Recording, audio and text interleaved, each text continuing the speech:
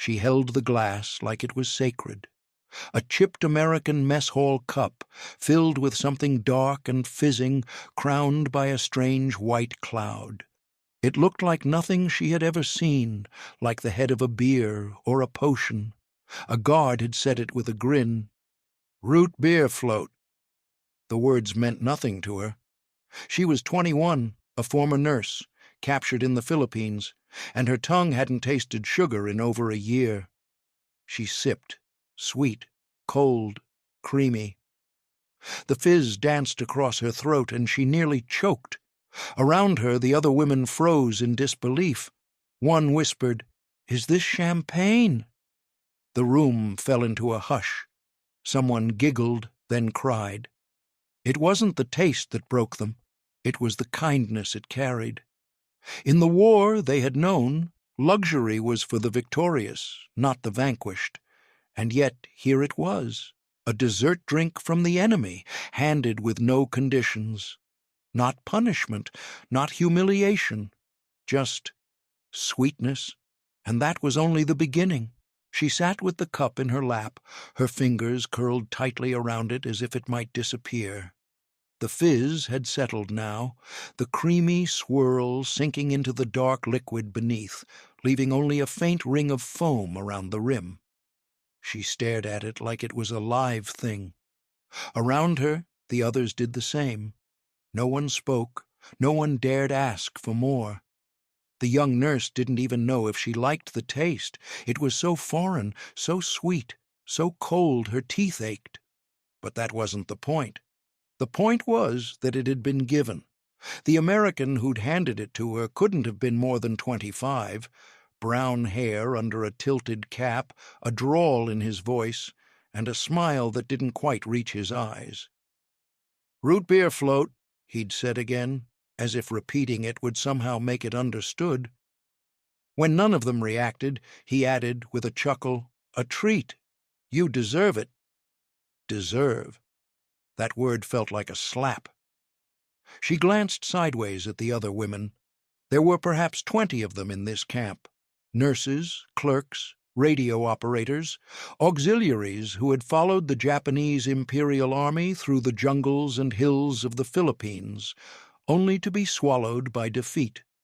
Most had surrendered at gunpoint. Some had been found half-starved, hiding in broken hospitals or collapsed bunkers. They had expected rifles, ropes, maybe worse.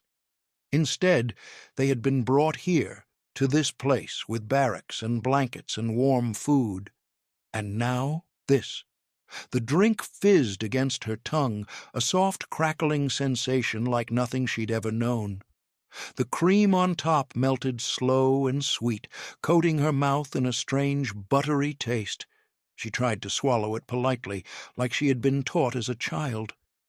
But her throat tightened, not from the cold, but from confusion. It tasted indulgent, frivolous, wrong. "I think it's champagne," one of the older women had whispered earlier, almost reverently, as if naming it gave it power. The nurse wasn't so sure, but she nodded anyway. Champagne made more sense than whatever this was. Americans had no sense of restraint, she'd been told. They wasted food, they bathed in butter, they drank syrup and called it medicine. But still, her stomach, hollowed by months of rice and boiled leaves, did not care for propaganda. It only cared that the float was rich, cold, and impossibly filling. Across from her, another woman licked the inside of her cup. Not out of greed, but reflex. Her hands trembled. Then, without warning, she burst into quiet, shuddering sobs. No one moved to comfort her. What was there to say? The tears weren't just for the root beer. They were for everything it shattered. Because this was not what they had been promised. Their officers had warned them that capture by the Americans would be a fate worse than death. That surrender was dishonor? That if they were not raped, they would be starved. If not starved, they would be humiliated. There had been whispered stories of torture, of women forced to parade naked through enemy camps. Better to bite your tongue in two than let them take you, they said. Better to die with your uniform on than live in shame. And now here they were, still in their patched uniforms, shoes worn to leather skin, sipping carbonated sugar out of plastic cups. The worst part wasn't the shock, it was the absurdity. The American had given it to her like it meant nothing. Just another snack. No ceremony, no agenda. He didn't even seem to register the significance of the act. He had poured the drink over the ice cream with casual grace, like someone doing their job. There had been no sneer, no sarcasm, just that same disarming smile, that same impossible phrase. "You deserve it." She thought of the last command she had followed before being captured, how she had been ordered to burn medical supplies rather than let them fall into enemy hands. She had wept doing it, destroying gauze, morphine, bandages, while the wounded groaned under a tree nearby. Honor, they had called it, a noble retreat. And now here she was, handed a dessert from the enemy as casually as one would hand a napkin. Her mind warred with her body. Her stomach wanted another. Her heart recoiled. She looked up. One of the guards was laughing with another, tossing a baseball between them like boys in a park.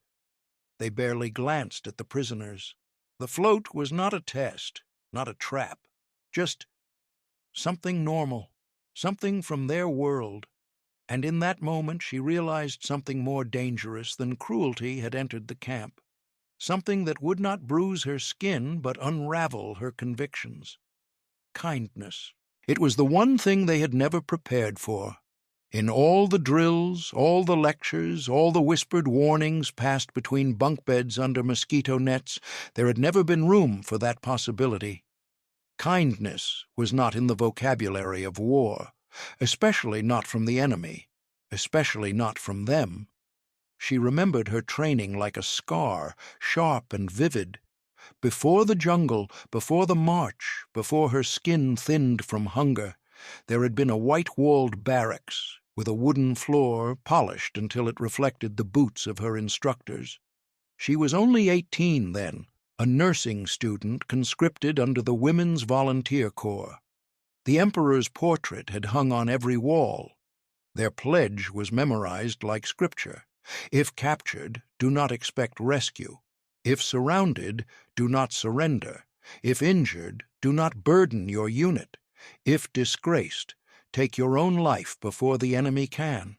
They called it Bushido, the code of the warrior. But by the time it reached them, it was less philosophy and more commandment. To surrender was to shame your bloodline.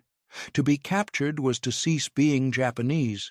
She had accepted this at first, without question. They all had. It was drilled into them alongside their lessons in battlefield medicine and wound dressing. One could patch up a soldier's leg and prepare to end one's own life in the same afternoon. There was no contradiction, only duty.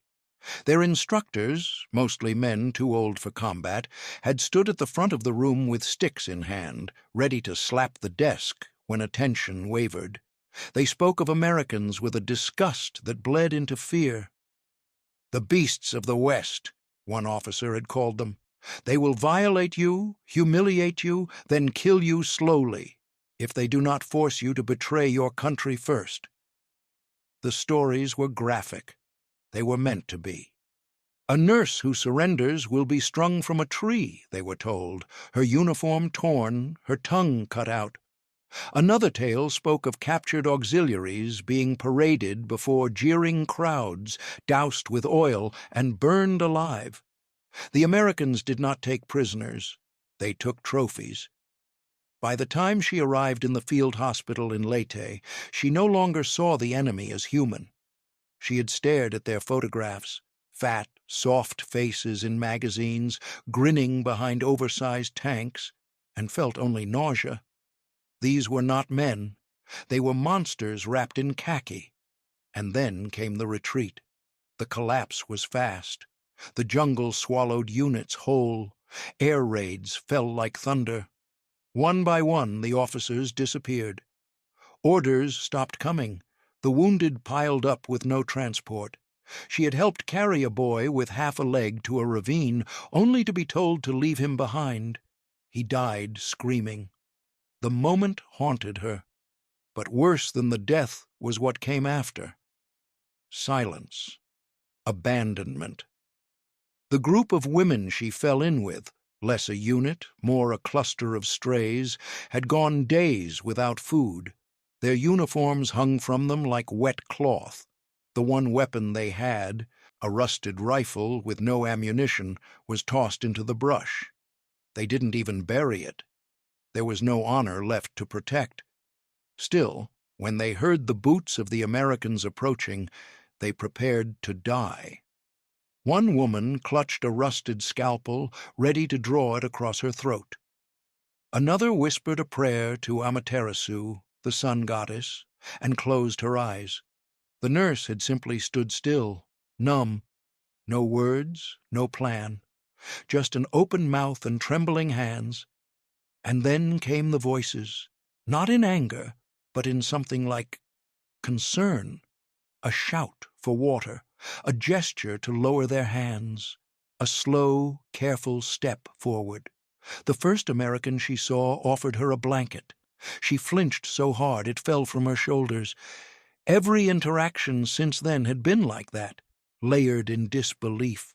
The food, the showers, the clean bandages, the strange, sweet drink with its cloud of cream. What disturbed her most wasn't how the Americans behaved. It was how she behaved. She was beginning to accept it. No, worse, she was beginning to expect it. And with each unexpected mercy, something inside her shifted, a crack, small but growing, in the wall of fear and certainty she had carried for so long. It did not collapse all at once. It would take time, days, weeks. But the damage had been done. Because when the enemy offers you desert without cruelty, what happens to the war inside your mind? It doesn't end with surrender. That's what she came to understand, slowly, day by day. The war continues, not with bullets or orders, but with the slow erosion of everything you thought was true. She still woke up early, instinctively, expecting shouting or the crack of a boot against the floorboards. But here the only sound in the morning was the faint rustle of leaves beyond the fence, the clinking of metal trays in the mess hall, and sometimes, absurdly, the low hum of a harmonica. The guards did not bark orders. They used clipboards. Their rifles were carried loosely, not as weapons, but as tools of formality. She had watched one of them lean down to help another prisoner pick up a dropped towel. No slap, no sneer, just a shrug, a small smile, and a muttered, "'S-okay." It was boring. That was the strangest part. Their own officers had lived by fear. Food was a privilege. Sleep was a test. She remembered being slapped across the face for offering a wounded soldier water without permission. She remembered a woman in her unit collapsing from heat exhaustion and being kicked until she stood. That was how discipline was taught. Pain was a virtue. Comfort was weakness. Here, comfort was institutionalized. The first night in the barracks, she lay awake on a real mattress. Thin, yes, but soft. Too soft. She turned from side to side, her muscles unsure how to rest. The blanket smelled of starch and something vaguely floral. Her pillow had a crease from being folded. She stared at it for hours, unable to sleep. Not because of fear, but because part of her still believed someone would come and snatch it away. And always there was food, 3 times a day without fail. Porridge with sugar in the morning, bread with butter, beans, stew, sometimes eggs, sometimes even ice cream, and of course root beer floats. On some days, still mysterious, still strange, still shrouded in the absurdity of kindness, but there was also doubt, deep, stubborn, crawling doubt. One woman refused to eat for 2 days. She sat stiff-backed in the mess hall, her tray untouched, eyes darting around. "Poison," she whispered. "They want to make us sick. Kill us slowly." Another woman nodded. "Or soften us. Trick us." They hoarded crackers under pillows, stashed sugar cubes in socks, hid butter in tissue paper tucked into their boots. They didn't trust it. How could they? They had known the smell of death, the crunch of bone under sandals. They had fed comrades raw rice soaked in rainwater. One woman had eaten crushed insects when rations failed. Now they were being given jelly, and when one asked what it was, a guard had laughed and said, "Strawberry." It didn't seem possible, and yet, the longer they stayed, the more difficult it became to hold on to that disbelief. There were no beatings, no mockery, no forced labor. Work was offered, optional, light, cleaning, sorting. Some volunteered just to move their bodies again. One day, the nurse was asked if she wanted to help serve lunch. She blinked. The question was casual, like it belonged in a cafeteria back home. She said yes, if only to see if it was a trick. It wasn't. She stood beside a guard who handed her a pair of tongs. "You scoop, I'll pour," he said. His tone was flat, neutral. She did as instructed, placing rolls onto trays one by one. The prisoners looked at her with mild surprise. After, she was thanked. By a guard. It shattered her, not because he had shown warmth, but because she hadn't known how much she needed to be seen as human again. She didn't tell the others. Not yet. But something shifted. She caught herself looking at the faces of the guards longer, studying them not for weakness, but for understanding. And sometimes, just sometimes, she saw them looking back, not with scorn, not with suspicion, with curiosity, the same kind that now stirred quietly inside her. It came next in a red wrapper, torn at the edge, passed from one trembling hand to another like a sacred relic. The label meant nothing to them, but the smell, rich, sugary, overwhelming, was unmistakable. Chocolate. Real chocolate. Not the bitter cocoa powder they'd once been issued for emergency rations back home. Not the fake kind made from rice paste or sweetened beans. This was something else entirely. The woman who opened it first took a cautious bite, lips trembling. Her eyes widened. Then, to everyone's surprise, she began to laugh, a soft, hysterical sound, quickly muffled by her palm. Another woman bit hers and started crying before she could finish chewing. One, a former communications assistant, simply froze with the bar halfway to her mouth, as if afraid it would vanish. The nurse watched from the corner of the room, still clutching her own. Her fingers left creases in the wrapper. She was afraid to taste it, not because she feared poison anymore, but because she feared what it would mean if she liked it. The next day came canned peaches. They shimmered in syrup, golden, soft, cool from the kitchen stores. They were handed out like afterthoughts, like an extra kindness. A guard had shrugged. "Surplus from the Pacific," he said. "You ladies might like 'em." The word ladies stung. She opened the can slowly. The smell was pure sunlight. She'd seen peaches in childhood, dry ones sold in narrow markets during festivals, but never anything like this. She used a spoon and took a bite. It melted. Her body responded before her brain did. Her stomach, hollow for so long, grumbled like an animal. Her hand moved faster than she intended. Within seconds the fruit was gone. She wiped the syrup from her mouth with the back of her wrist, her cheeks flushing with shame. She told herself it was survival. That was all. Nothing more. But the guilt was already there. Each sweet thing they were given, each creamy dessert or sugary drink, was a reminder, not of cruelty, but of kindness that made no sense. Their comrades, if they still lived, were likely digging through rubble back in Nagasaki, burning seaweed for soup. Yet here they were, in the enemy's camp, licking sugar from their fingers. One woman muttered it out loud after a meal. "They feed us better than our own army ever did." The silence that followed was suffocating. It was true, of course, but saying it made it feel like treason. Still, the thought echoed, louder each time the dessert tray rolled by. The Americans didn't shout. They didn't strike. They served meals with second helpings. They allowed extra salt. They gave out candy. Once the nurse was handed something called peanut butter. It stuck to the roof of her mouth like cement. She hated it. But the man who gave it to her, barely older than she was, had smiled when she grimaced. "Takes getting used to," he said. His tone was teasing, not cruel. She found herself smiling back. And then she hated herself for it.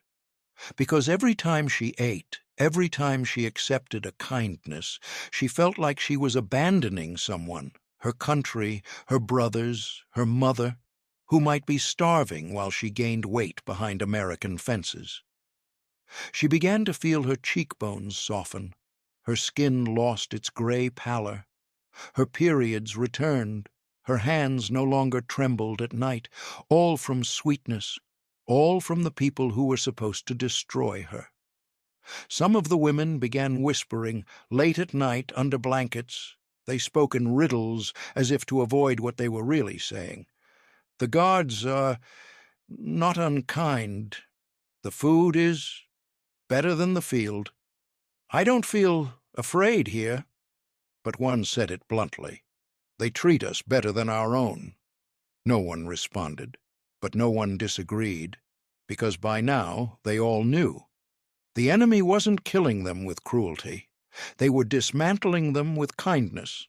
And then, one morning, the guard came holding something even more foreign than dessert, a stack of blank paper, white, clean, unlined. He handed it out like it was nothing. "You can write home," he said, "if you want." If you want. It was those 3 words that made her hand shake as she accepted the sheet. Choice. She had not been given choice since before the war began. Not when she joined, not when she was deployed, not when she surrendered. But now, somehow, the enemy was offering it freely. The nurse sat cross-legged on her cot, pencil trembling in her fingers. For the longest time, the page remained empty. What could she possibly say? That she had not been beaten? That she had been given chocolate and soft bread and peanut butter she didn't like? That she had gained weight in a prisoner camp? She began slowly, like a child learning to write again. "Mother, I am alive. They feed us well. One day they gave us a dessert with cold cream on top. They called it a float. It tasted like something from another planet. I don't understand this war anymore." Her hand paused over the words. They seemed both harmless and unforgivable. Another woman wrote about soap, not the kind scraped from ash, but real soap with a scent like spring rain. She described a hot shower, clean socks, the smell of lemon in her bunk. "I am trying to remember that we are prisoners," she wrote, "but every day makes that harder." They folded the pages carefully, as if the weight of their confusion could be hidden in the creases. The guards collected them with gloved hands and respectful silence. The act of writing became a quiet rebellion, a way of saying, "I am still thinking, I am still here." It changed them. Something shifted in the women, not just in the words they chose, but in how they moved. They walked slower, looked around more. They began to speak softly with the guards, not as friends, not yet, but as humans. In the corners of the compound, they shared sentences they had written like secrets. "I said the stew tastes like something I had once in Osaka. I told them I don't hate the man who serves us. I didn't lie, one whispered. That's what scares me. Because the truth, spoken aloud or scribbled on paper, had a strange power. It didn't feel like weakness. It felt like waking up. But the world beyond the camp wasn't ready. Weeks later, word came from Tokyo. Quiet, tense. Some of the letters had made it, others had not. The Imperial Ministry had intercepted them, read them, and reacted. Families of captured women were summoned, warned, silenced. They were told their daughters were being corrupted, brainwashed. That enemy lies had softened their minds, that such letters were propaganda tools for the West. The women in the camp did not know all of this, but they sensed something had changed. New letters went unanswered. Care packages promised by Red Cross channels were denied. A visiting officer from the Japanese government refused to speak directly to them. He stood outside the wire, expression hard, gaze averted. It was as if their survival had shamed the empire. And maybe it had, because how do you reconcile a war that told you death was honor? When your captors let you live, and live well? When the thing that truly breaks you isn't a rifle but a pencil? The nurse never learned if her mother received the letter, but she kept writing. Because in the silence between battles, in the quietness of meals, in the sweetness of root beer and the scratch of graphite on paper, she had found something she hadn't known she'd lost. Her voice. She didn't realize how long it had been since she'd heard music until it returned one night, drifting across the camp like a memory trying to find its way home. It started soft, almost invisible, a quiet whistle from one of the guards near the fence.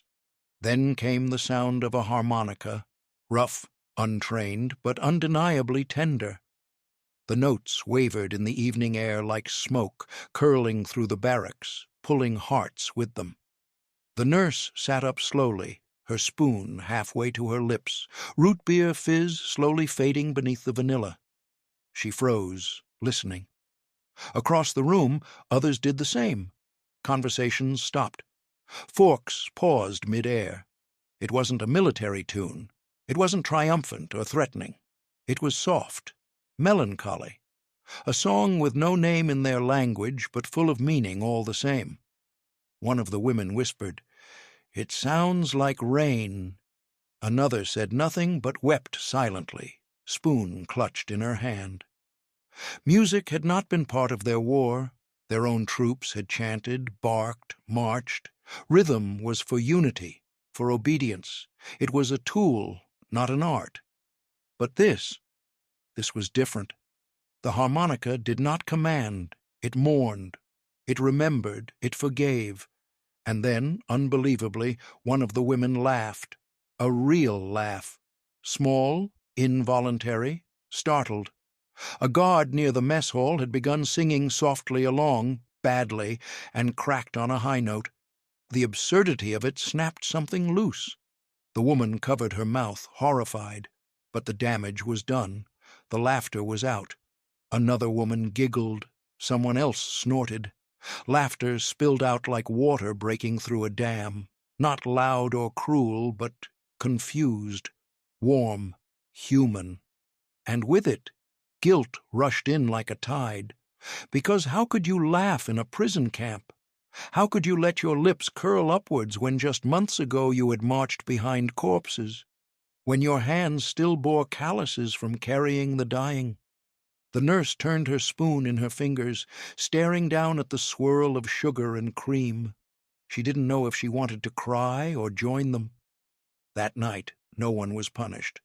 The guards heard, they saw, and they said nothing. The next evening, a different tune played. Not from the guards this time, from the women. One of them had found an old harmonica tucked in the pocket of a donated Red Cross package. She wiped it clean, pressed it to her lips, and began to play. Badly, but bravely. The sound was awkward at first, stumbling like a child's first steps, but slowly it settled into a rhythm. Not a Japanese song, not American. Something in between, something improvised. A guard whistled along. It was too much. The nurse excused herself, stepping into the open air. She needed to breathe, needed to understand why her chest felt like it was caving in.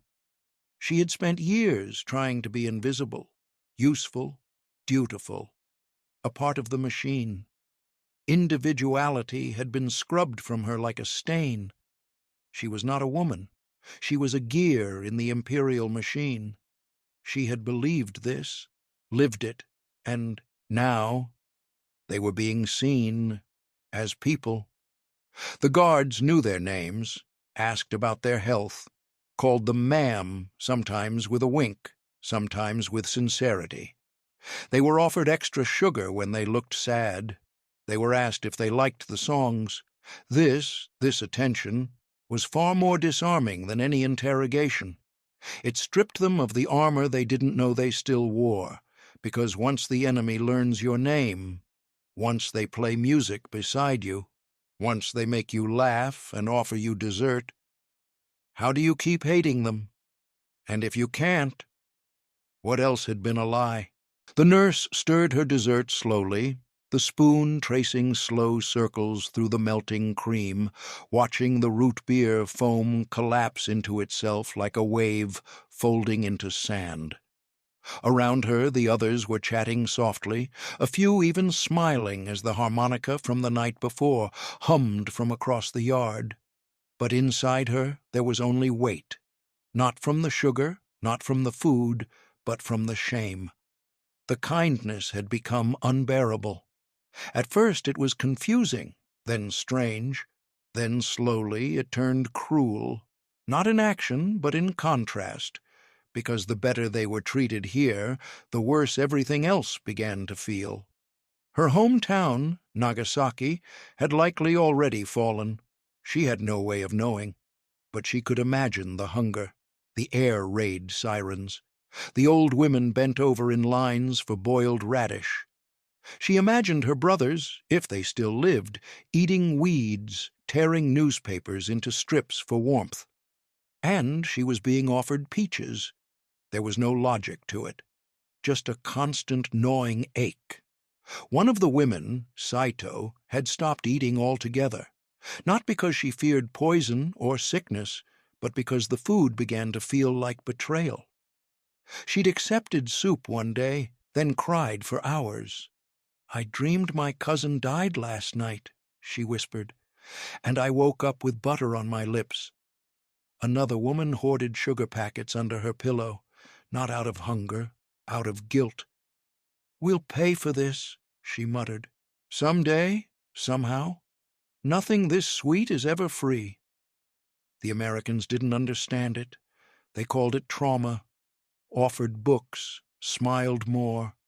One even brought a flower in a chipped mug and placed it on the edge of the table where they ate.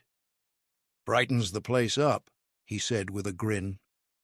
But to the women it felt like a wound being dressed while the limb still bled.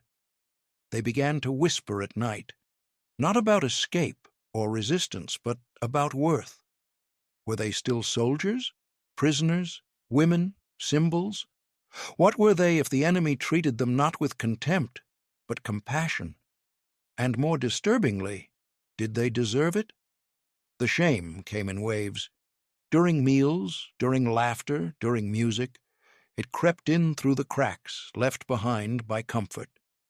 The Sunday glass was the worst. It arrived on a Sunday. A small surprise from the kitchen. Scooped ice cream, real vanilla, topped with syrup and a cherry. A cherry. It gleamed like a jewel, wobbling at the peak. The nurse stared at hers, hands frozen. She thought of the ration lines back home, of children sharing rice balls the size of marbles. She thought of her mother, boiling shoe leather for broth. She thought of the commandant who'd told her, "You are not to expect mercy, not even from your own." And yet here it was. Mercy in a Sunday glass. When she finally lifted the spoon to her mouth, it tasted like treason. Another woman across from her whispered, "Do you think our officers would have given us this if they'd had it?" No one answered, because the answer was obvious. Kindness in war felt like a lie. But this wasn't a lie, and that made it worse, because now the guilt wasn't just about surviving. It was about living, about sleeping without fear, about laughing again, about tasting sweetness when the rest of the world burned. And in that sweetness they began to unravel, not from cruelty, but from care. Because when the enemy gives you a Sunday and calls you ma'am, you're no longer sure who you are. And you wonder if the uniform you once wore meant anything at all. That question lingered long after the lights went out, long after the spoons were washed and stacked, long after the last note of the harmonica faded into the dark. It followed her into sleep and met her again in the morning, standing quietly beside her bunk like an uninvited companion. And, for the first time since her capture, she did something unexpected with that question. She acted on it. When the notice went up asking for volunteers to help in the kitchen, she stepped forward. No one ordered her. No one threatened her. She simply raised her hand. The guard looked surprised, then nodded, as if it were the most ordinary thing in the world. Kitchen duty was warm. It smelled of bread and coffee and sugar. She learned how the Americans worked, not rushed, not cruel, but methodical. She watched as milk was poured over ice cream, as dark liquid followed, fizzing up in soft rebellion against the glass. So this was how the float was made, not ceremonial, not special, just a recipe. Something inside her shifted. Back home, work had always been tied to obedience. To serve was to erase yourself. To ask why was dangerous. But here she was allowed to be curious. When she asked what an ingredient was called, the cook answered patiently. When she made a mistake, no one struck her. They laughed, corrected her, moved on. It felt wrong, and yet it felt right. Others began to follow.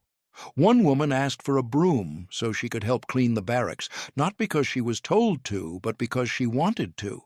Another volunteered to help sort supplies. A third lingered near the guard's table, pointing at words in a newspaper, asking what they meant. Language lessons began like accidents. A guard pointed at the dessert menu one afternoon and said slowly, exaggerating each sound, "Root, beer, float."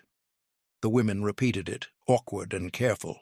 Root, beer, float. They laughed at how strange it felt in their mouths. One tried again, faster. Another clapped. Words became toys instead of tools. Soon there were more. Spoon, cup, thank you, please. One woman asked for a dictionary. When it arrived, thick, heavy, real, she ran her fingers over the cover like it was holy. Learning, once reserved for making oneself useful to the empire, had become something else entirely. Personal. The nurse found herself staying up late, tracing letters with her finger, whispering them under her breath. Not for a test, not for rank. Just because she wanted to know. That was the rebellion. Not loud, not defiant, quiet, internal, dangerous. Because every time they chose to learn, to help, to speak, they claimed something back that had been taken from them long before the war. The right to exist beyond usefulness. One night, as they lay on their bunks, one woman whispered into the darkness, barely audible, I think I matter." No one laughed. The nurse stared at the ceiling, her heart pounding. The thought terrified her more than any threat ever had, because if she mattered, not as a soldier, not as a nurse, not as a symbol, then everything she had been taught began to collapse. The empire had demanded her life. The enemy had given her back herself. That realization did not come with relief.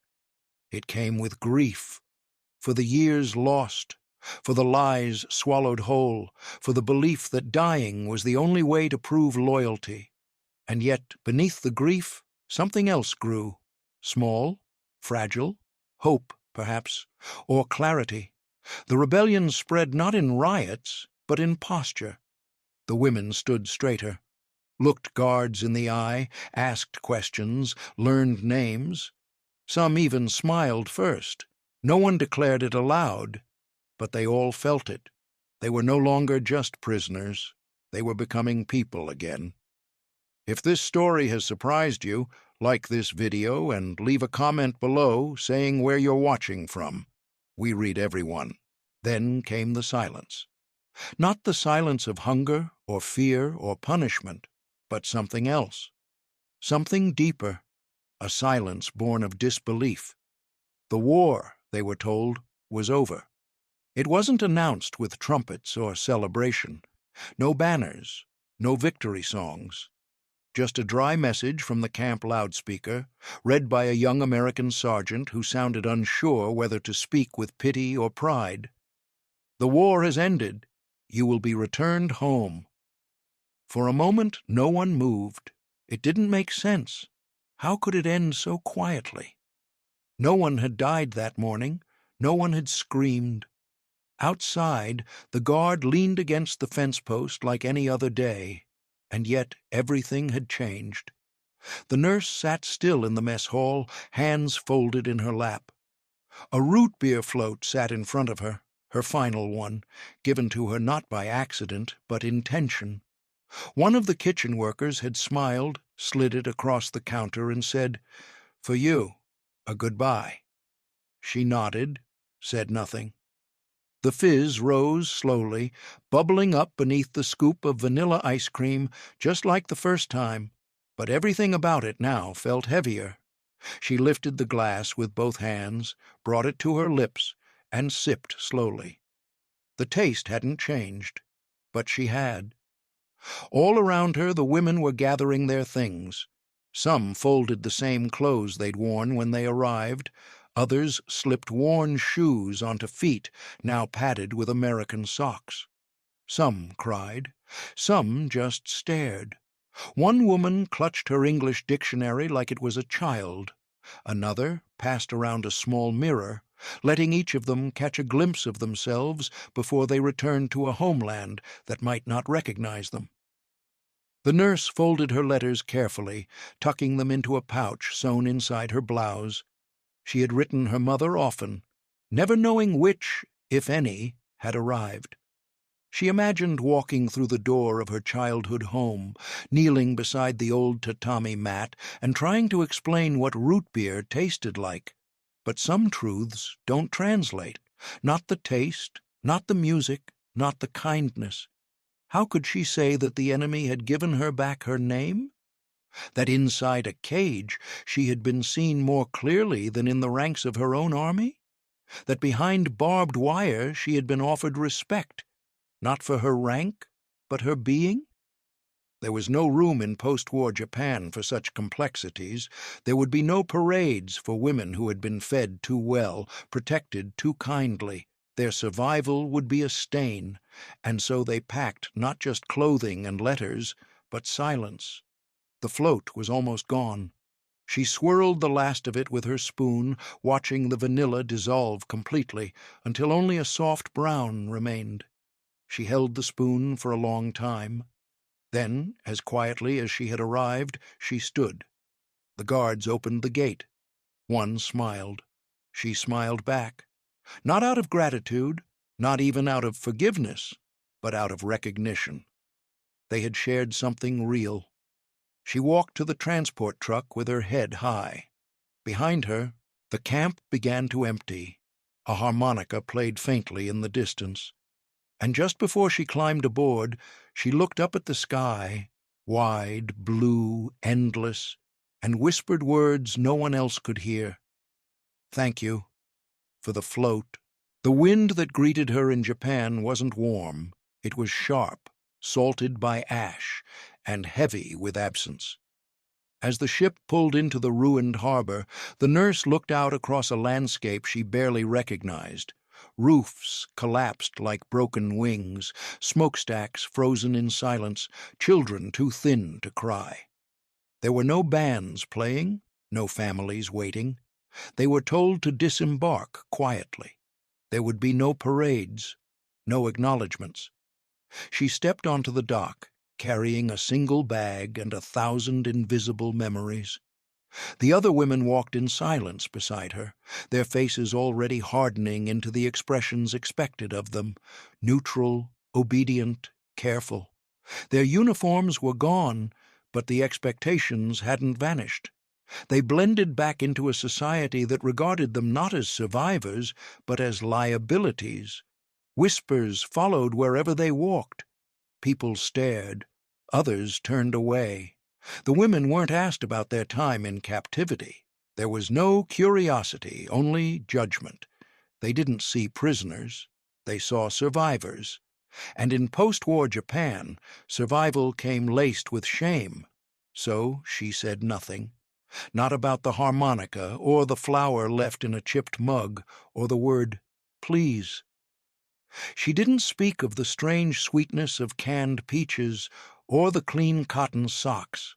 She never described the root beer float. That part she kept hidden, tucked deep inside where no one could reach it. She returned to nursing, quietly, slipping into the rhythm of hospitals and healing, where silence was its own kind of armor. She stitched wounds with steady hands and measured pulses that fluttered like frightened birds. Her speech was clipped, her movements careful. But on certain days, when the ward was quiet and the late sun stretched across the tile, she would pause. The taste would come back to her, ice cream against metal, the strange fizz that had made her laugh, the brief moment of levity it brought. It wasn't champagne, not at all, but it had felt like something sacred, something celebratory. In the privacy of her apartment, she kept a small notebook hidden in a drawer. It wasn't for schedules or records, but for language, English words, scribbled late at night when the memories ached too loudly. One page read, root, beer, float. Beneath it, she'd written, not a drink, a moment. Years passed, cities rebuilt, graves were filled, names faded, but she remembered. Not out of sentimentality, but responsibility, because in a time defined by cruelty, a kindness offered without condition burns differently. It lingers, it marks you, and even when life demands silence, the aftertaste of dignity never quite leaves your tongue. One of the women, Saito, sent her a postcard decades later. There was no return address, no message, just a simple sketch of a sundae glass, vanilla scoop, fizz rising, cherry on top. She stared at it for a long time, her hands trembling. No words were needed. They all remembered. It hadn't been champagne. It had been something better, because it came without fanfare, without victory. It came in a paper cup, across enemy lines, in the hands of someone who chose kindness instead of vengeance. She never drank another one. It wouldn't have tasted the same, but in her mind it stayed alive. The gentle clink of the spoon, the first sip, the quiet realization that maybe, just maybe, she mattered. That even inside barbed wire there had been a place for mercy. The world had burned, but something had survived inside her, and that something still rose, still bubbled, still whispered across time. If this story moved you, like the video, and leave a comment below.